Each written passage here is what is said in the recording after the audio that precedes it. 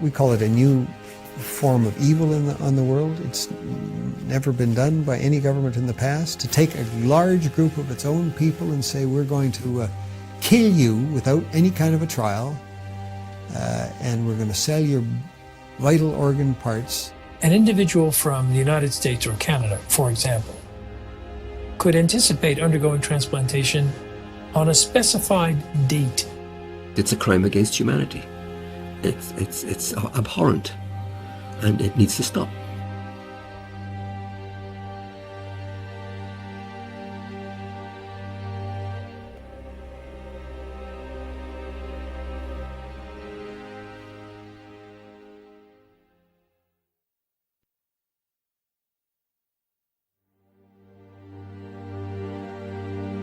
If you're going to go to China and you're going to get a liver transplant during the 3 weeks you are there, then that means someone is going to go schedule an execution, blood type and tissue type the potential executee, and have them ready to go before you need to leave.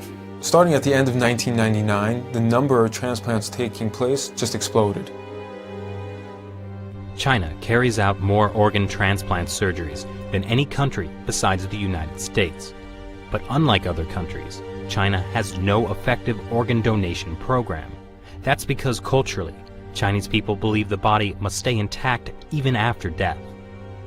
China's Deputy Minister of Health, Huang Zhefu, has suggested that there are 7,000 transplants every year from the deceased, and that more than 90% come from executed prisoners. The number of criminal executions in China is classified as a state secret, but Amnesty International's estimate is about 1,700. The numbers just didn't add up. It's just too large of a discrepancy there. With only 1,700 executed criminals and no effective donation system, where do the rest of the organs come from?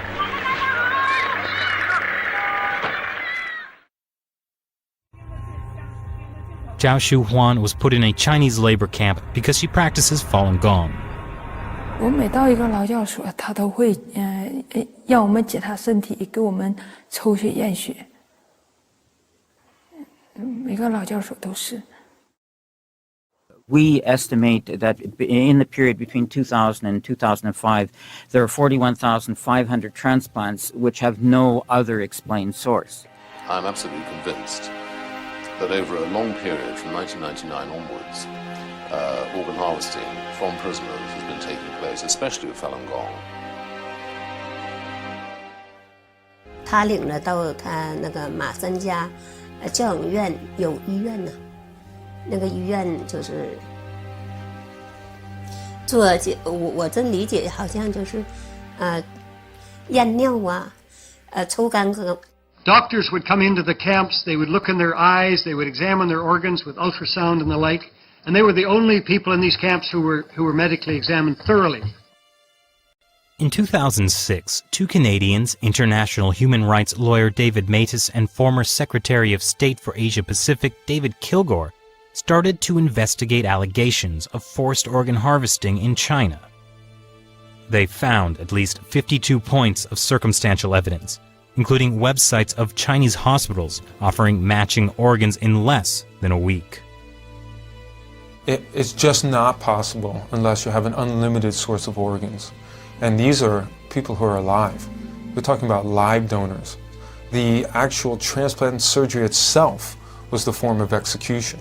These were living people that were killed for their organs. Makes you think of some grotesque restaurant where you go in and you pick your lobster in a tank. But these are human beings we're talking about. The military's making money off of it. The hospitals are making money off of it. The middlemen are making money off of it. And we talk about money.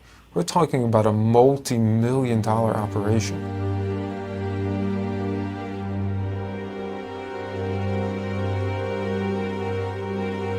Journalist and author Ethan Gutman decided to carry out his own independent investigation.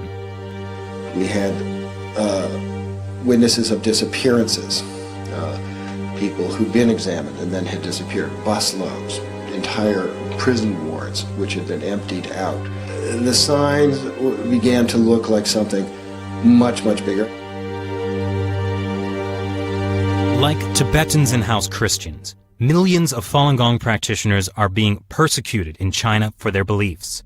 In 1999, Communist Party leader Jiang Zemin issued orders to break them financially, ruin their reputations, and destroy them physically. Since then, thousands of Falun Gong practitioners have disappeared without a trace. What happened to the disappeared? They, as far as we know, they're still there in these camps. Many of them have killed through organ harvesting, but the rest are still there, and they're the organ data bank for China. Around 1999, there were around 150 transplant centers. 6-7 years later, they had 600 transplantation centers. This is an increase by 300% within such a short period of time without an organ donation program. Military hospitals get watched in China, okay? There is nothing they can do without the party central taking note of what they're doing. Was this run by triads? No. This is run by the state. This was murder, and it came from the state. This is a crime against humanity. We should do our best to identify those specific individuals who are engaged in this and put them on the list of people who deserve to be brought to justice. In 2006, when this came out and we realized that they were killing prisoners of conscience for their organs, it was doctors that took the front line in trying to stop this. Every day there are a dozen of people that are executed or killed for organs in China. So we have to bring out the message, we have to inform medical doctors to stop this practice. But it's not only the medical community that's getting informed.